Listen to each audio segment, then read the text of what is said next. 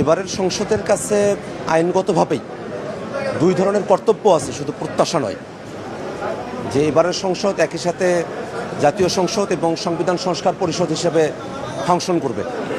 আমরা যারা বিরোধী দলীয় এমপিরা আছি, আমরা সংবিধান সংস্কার পরিষদের সদস্য হিসেবে শপথ গ্রহণ করলেও যারা সরকার দলীয় এমপিরা আছেন তারা এখনও সংবিধান সংস্কার পরিষদের সদস্য হিসেবে শপথ গ্রহণ করেননি। কার্যত এটা বাংলাদেশের আইনের লঙ্ঘন।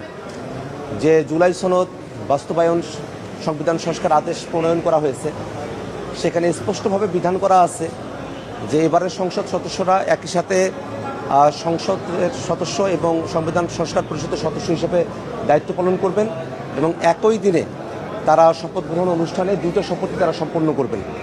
এবং সে আদেশের মধ্যে এটাও বলা আছে যে যেমন করে 30 দিনের মধ্যে সংসদের অধিবেশন কল করতে হয়, তেমন করেই সংবিধান সংস্কার পরিষদের অধিবেশনও 30 দিনের মধ্যেই আহ্বান করতে হবে। তো আজকে 30 দিনের বাধ্যবাধকতার জায়গা থেকে সংসদের যে কার্যক্রম সেটা শুরু করা হলো, কিন্তু এখনও পর্যন্ত সংবিধান সংস্কার আদেশ অনুযায়ী যে সংবিধান সংস্কার পরিষদের সভা আহ্বান করার কথা, সেটা এখনও পর্যন্ত তার কোনো উদ্যোগই গ্রহণ করা হয়নি। তো এই দুইটা জিনিস কিন্তু শপথ গ্রহণ না করা, অধিবেশন আহ্বান না করা, কার্যত বাংলাদেশের আইনকে লঙ্ঘন করা।